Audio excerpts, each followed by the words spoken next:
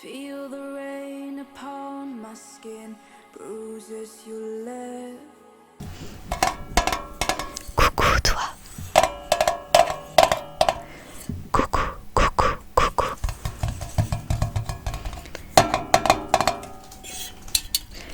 J'espère que tu vas bien. Moi, ça va très bien. Aujourd'hui, avec l'accord de la maison d'édition Harlequin, je te lis le chapitre 13 du tome 1 de Toute mon âme de Rachel Vincent. Rachel Vincent, Rachel Vincent, Rachel Vincent. Mais avant, je te présente l'objet sur lequel je fais du tapping. Et c'est une chouette en métal. Ouais, je crois que c'est en métal. C'est une décoration qu'on a avec mon copain dans notre appartement. Et j'adore le son que ça produit.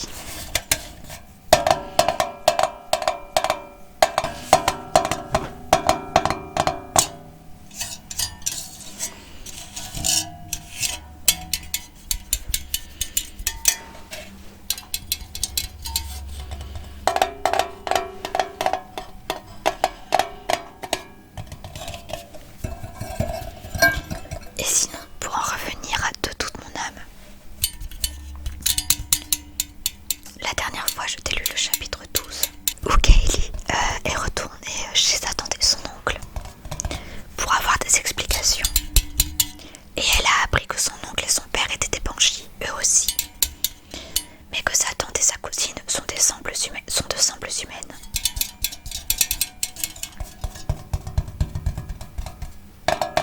Et elle a appris que son père devait revenir là, bientôt.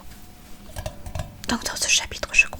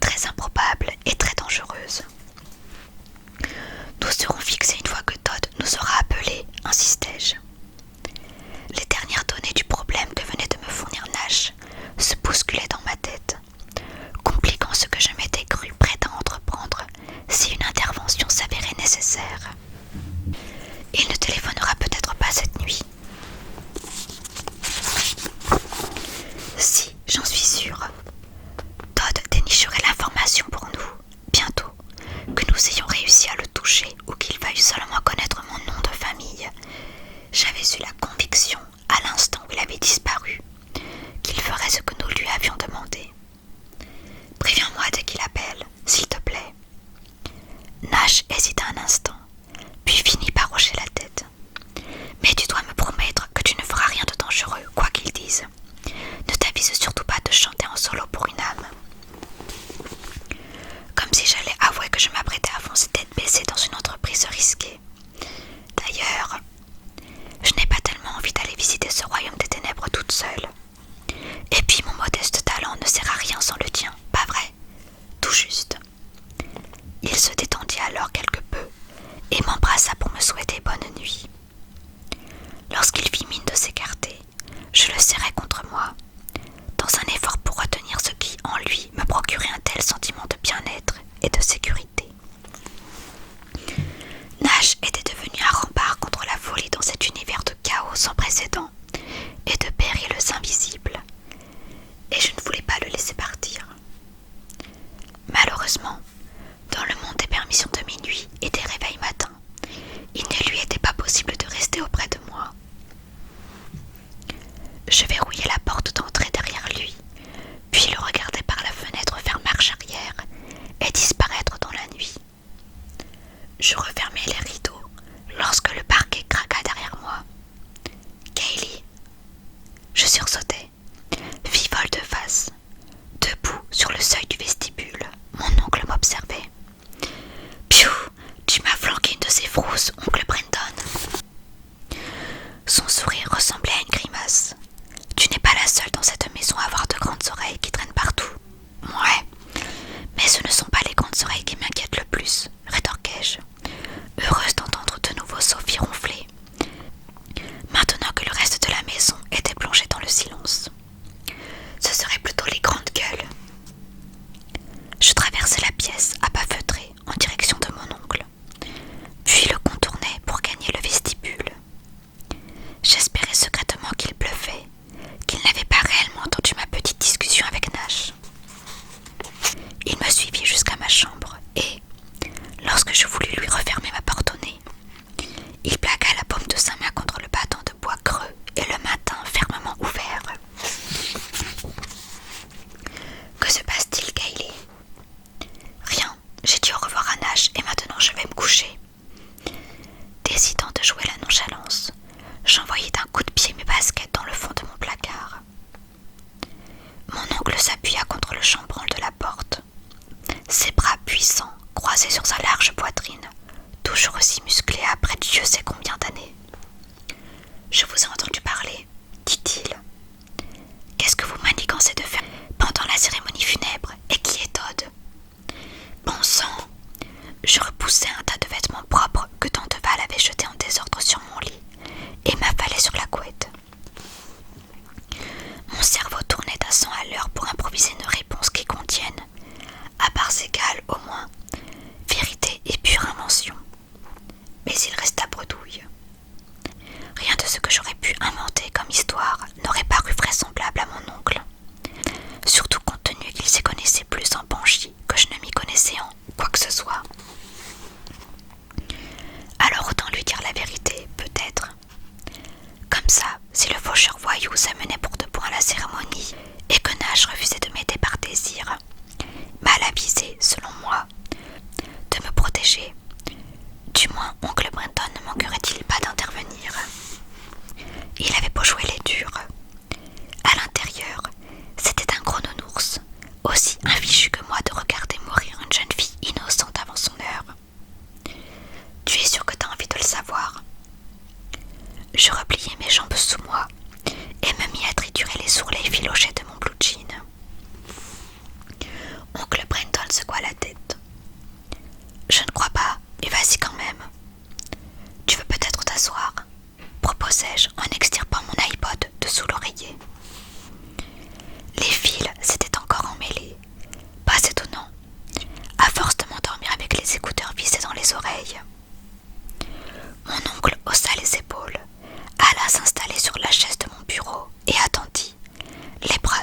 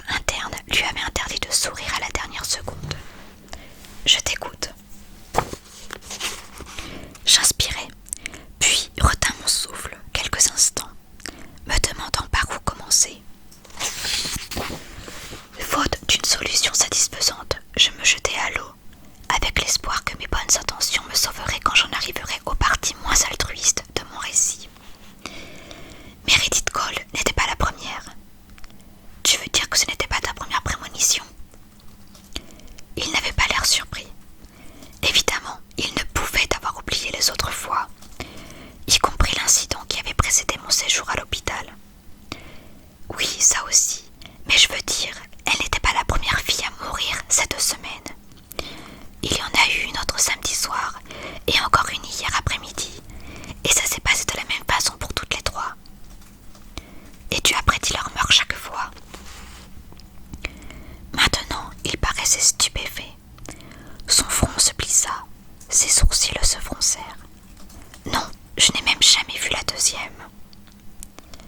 Fuyant son regard, je m'absorbais nerveusement dans le démêlage de mes écouteurs, essayant d'extraire 2 fils d'un nœud qui aurait fait la fierté de n'importe quel marin. Mais j'ai vu la fille qui est morte samedi, et je savais que cela allait arriver. Même chose avec Meredith cet après-midi. Ce que, comme je le supposais, Tante Val avait déjà dû lui raconter. Attends une seconde, samedi soir tu dis. La chaise craqua. Je relevai la tête. Il se pencha en avant pour me dévisager avec une suspicion croissante. Je croyais que tu étais resté à la maison. Je haussai les épaules et le regardai droit dans les yeux en haussant un sourcil. Et moi, je croyais que j'étais humaine. Mon oncle se rembrunit, mais hocha la tête, comme pour reconnaître qu'il l'avait bien mérité. N'empêche, j'avais du mal à croire que Tante Val n'ait pas mouchardé. J'avais beau trouver cela cool de sa part, je ne pouvais m'empêcher de me demander pourquoi tout ce café qu'elle avait absorbé lui aurait-il fait oublier ma petite escapade. Oncle Brenton se renversa de nouveau sur le dossier de la chaise. Eh bien, où est-elle morte, cette première fille? Où es-tu allée? Tout à coup, je trouvais les fils à présent emberlificotés autour de mes doigts absolument fascinants. Au Tabou, une discothèque dans les quartiers ouest, mais son visage se renfrogna et, malgré les épais sourcils bruns qui ombrageaient ses yeux, je crus percevoir un mouvement dans le verre de ses iris. J'étais certaine que ça n'était jamais arrivé auparavant. Je l'aurais remarqué. Comment as-tu réussi à entrer dans une boîte de nuit? Voulut-il savoir. Es-tu en possession d'une fausse carte d'identité? Je levai les yeux au ciel. Non, nous sommes juste entrés en cachette par la porte de derrière. Enfin, si on veut. Mais là n'est pas la question. M'empressai-je de continuer, dans l'espoir de distraire son attention avec la suite de mon histoire. Une des filles dans le club était sombre, comme si elle portait des ombres que personne d'autre ne pouvait voir. Et quand je l'ai regardée, j'ai su qu'elle allait mourir. La panique, ou une prémonition, ou je ne sais quoi d'autre, m'est tombée dessus d'un seul coup, exactement comme l'autre fois. C'était horrible, mais je n'ai eu la certitude que je ne m'étais pas trompée, qu'elle était réellement morte, qu'en voyant le reportage au journal télévisé hier matin. D'ailleurs, à ce propos, est-ce que les autres aussi sont mortes? Ajoutai-je. Celles que j'ai vues l'année dernière. Mes doigts s'immobilisèrent sur mes genoux. Le regard vrillait sur mon oncle. Je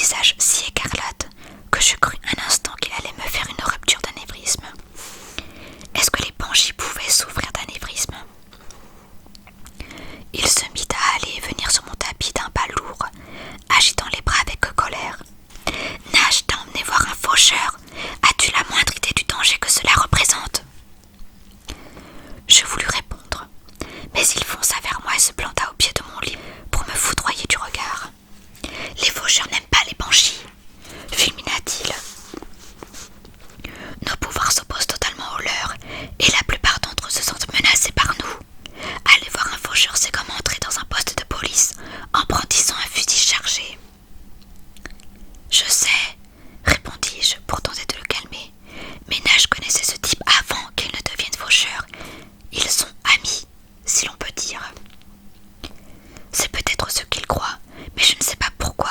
Ça m'étonnerait que Todd soit d'accord avec lui sur ce point. Il se remit à faire nerveusement les 100 pas sur le tapis, comme si une marche rapide avait pu l'aider à réfléchir. Mais bon, je dois avouer que mes doutes au sujet de l'efficacité de cette technique provenaient de mon expérience personnelle. Eh bien si, justement, parce qu'il va nous aider. Inutile de lui préciser que l'aide du faucheur dépendait davantage de ma participation dans cette affaire que de celle de Nash. Vous aider à quoi? Oncle Brandon se pétrifia au milieu de la pièce, face à moi. Cette fois, ses prunelles tourbillonnaient pour de bon. Nous aider à comprendre ce qui se passe. Il va rechercher des informations pour nous. L'expression de mon oncle s'assombrit.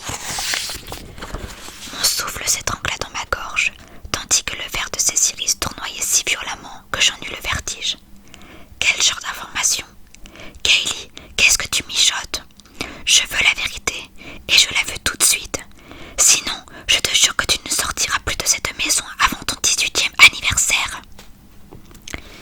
Je ne pus que sourire devant l'ironie de la situation.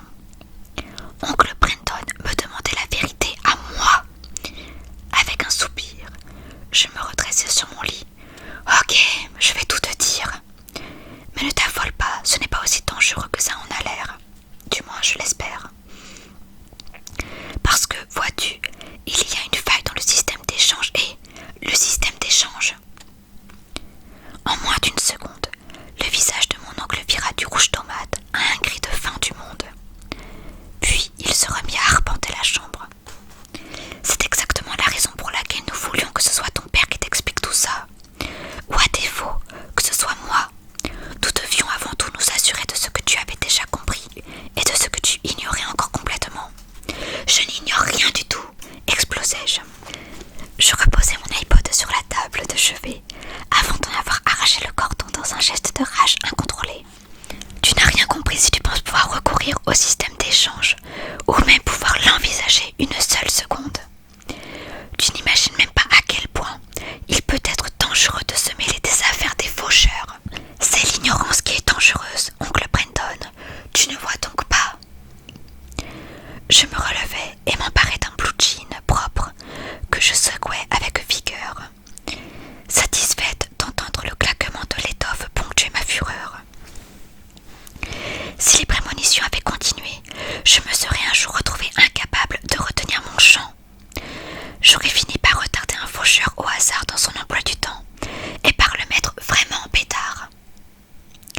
Sans parler de ces autres horribles créatures invisibles qui rôdent de par le monde. Et cela, sans avoir la moindre idée de ce que je faisais. Tu imagines?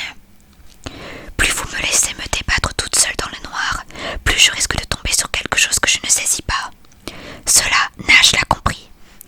En m'expliquant les possibilités et leurs conséquences, il m'a fourni des armes, car il sait très bien que la meilleure façon de se défendre consiste à savoir éviter les ennuis. À t'entendre, j'ai plutôt l'impression que tu cherches les ennuis. Non, je cherche la vérité. Elle est si rare dans cette maison, même maintenant que je sais qui je suis. Tante Val et toi, vous continuez à garder des secrets.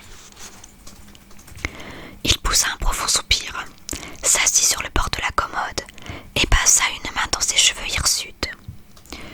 Nous ne te cachons rien, nous donnons à ton père une occasion de se conduire comme un vrai père. Sans blague. D'un pas pesant, je fis le tour du lit afin de mettre un peu de distance entre nous. Puis, je saisis un t-shirt à manches longues dans la pile de linge.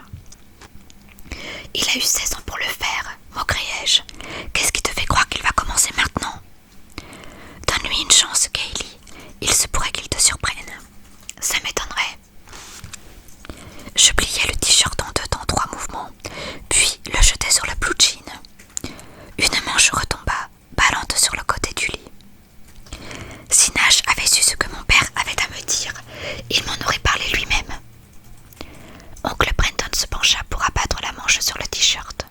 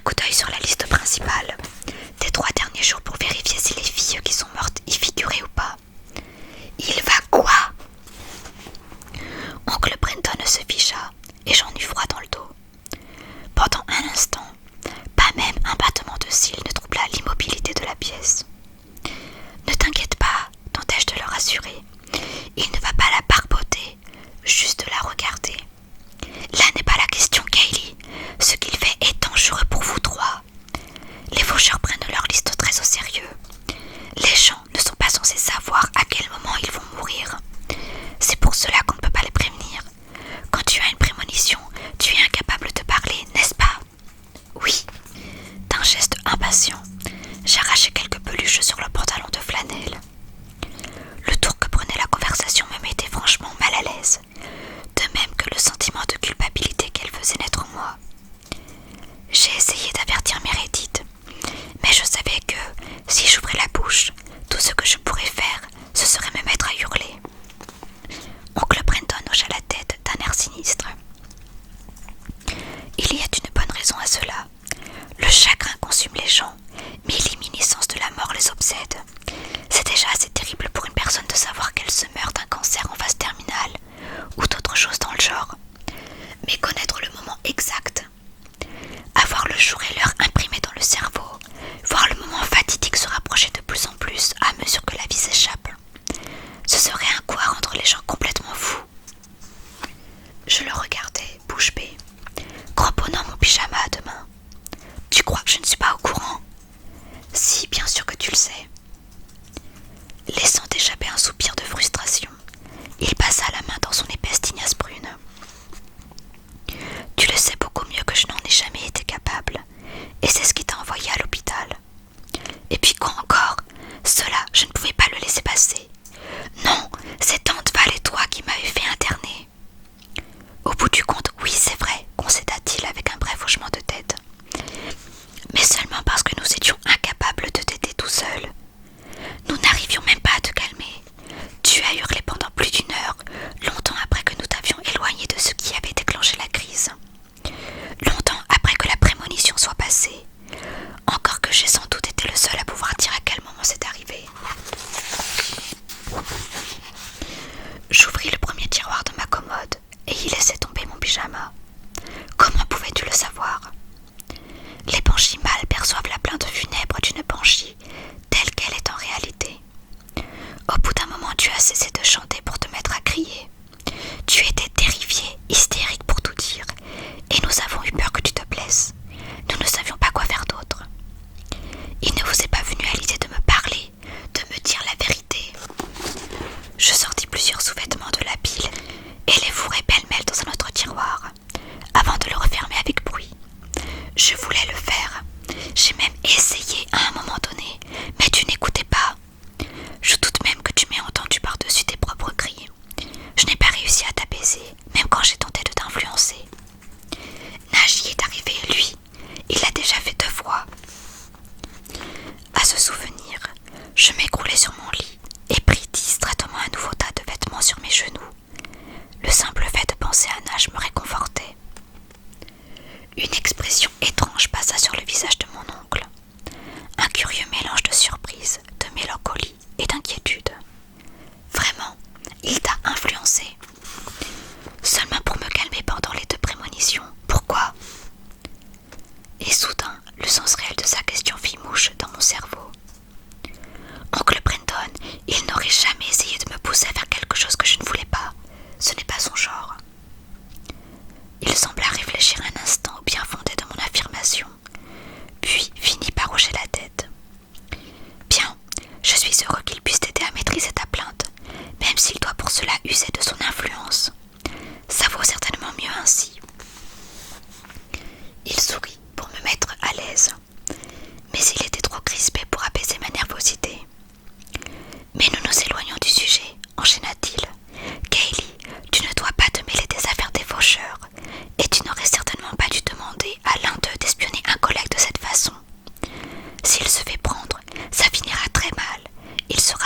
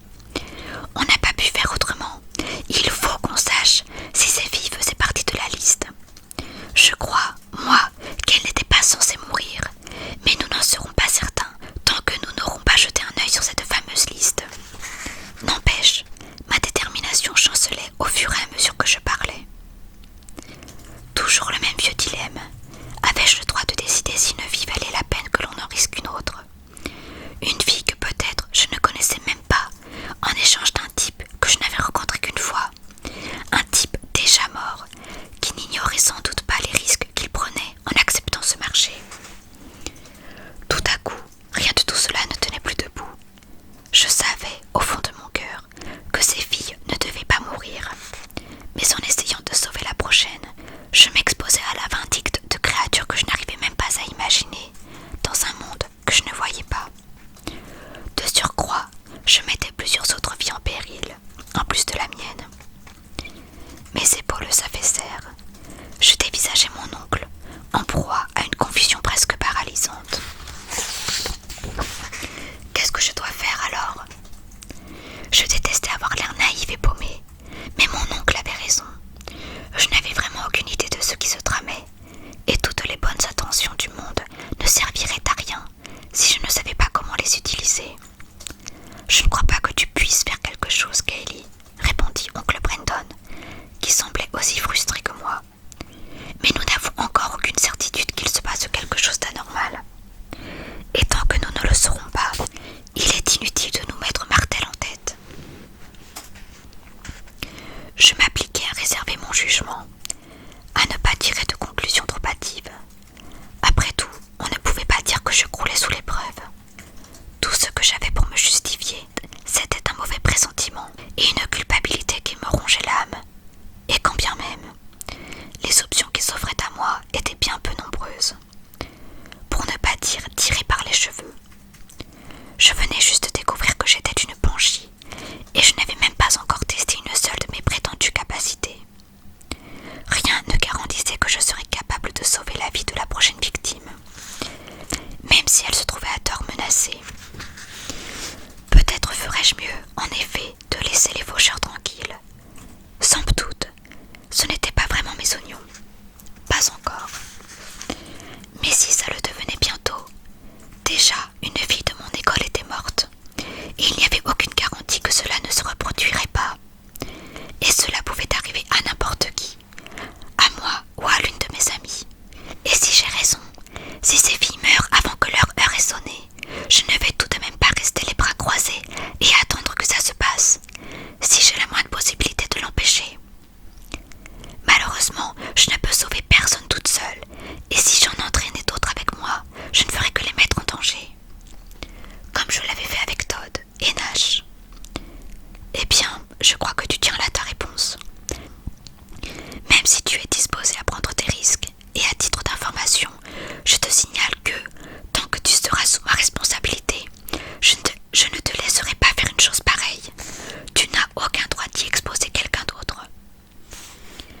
Je t'ai laissé le linge propre pour me consacrer à mon oreiller, dont j'arrachais anxieusement quelques plumes pointant à travers la taie. Il ne me reste donc qu'à laisser une pauvre innocente mourir avant l'heure. Oncle Brandon exhala un long soupir. Non! Les coudes plantés sur ses genoux, il se pencha en avant et inspira un grand coup. Bon, écoute, dès que tu auras des nouvelles de ce faucheur, préviens-moi. S'il se trouve que ces filles ne figuraient pas sur la liste, je m'en occuperai, avec ton père. Mais à une condition, tu me jures que tu ne t'en mêleras pas, mais pas de mais, marché conclu. J'ouvris la bouche pour répliquer, mais il me devança. Et avant de répondre, pense à Nash et à Todd et à tout ce que tu mettrais en péril si tu essayais d'agir seul. Je soupirai. Il me tenait avec ce dernier argument, et il le savait. D'accord, je te ferai savoir ce que Todd aura découvert dès que j'aurai appris quelque chose. Merci, je comprends que rien de tout cela n'est facile pour toi. Il se leva et enfonça ses mains dans ses poches. Je jetai mes chaussettes dans le tiroir ouvert derrière moi. C'est vrai quoi, ironisai-je. En fin de compte, qu'est-ce qu'une petite maladie mentale ou une tendance pathologique à pousser des hurlements dans une famille? Appuyé contre le chambranle de la porte, mon oncle s'esclaffa. Ça pourrait être pire. Tu pourrais être une sibylle. Ça existe, les sibylles. Plus maintenant, et la plupart d'entre elles sont réellement bonnes à enfermer. Si tu trouves que prédire une mort à la fois est difficile à supporter pour ta santé mentale, tu imagines ce que ça doit donner de connaître l'avenir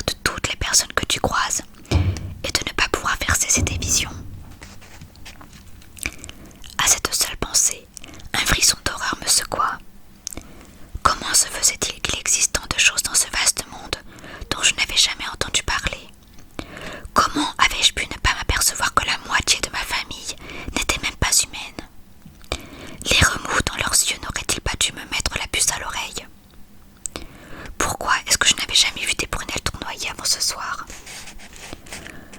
Oncle Brenton eut un petit sourire mélancolique. Parce que je suis très vieux et que j'ai appris à maîtriser mes émotions la plupart du temps. Mais ça devient de plus en plus difficile avec toi. Je pense que c'est en partie pour cette raison que ton père préfère se tenir éloigné.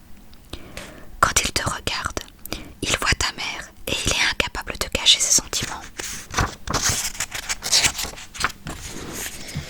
Et si tu voyais ses yeux, tu lui poserais des questions auxquelles il n'est pas prêt à répondre. Dommage pour lui, car désormais, il n'aurait plus guère le choix. Quel âge as-tu donc, en vrai? Oncle Brenton rit et baissa les yeux. L'espace d'un instant, je crus qu'il refusait de répondre, que j'avais enfreint le code de bonne conduite des Banshees en l'interrogeant à ce sujet. Mais il releva la tête et m'adressa un pauvre sourire.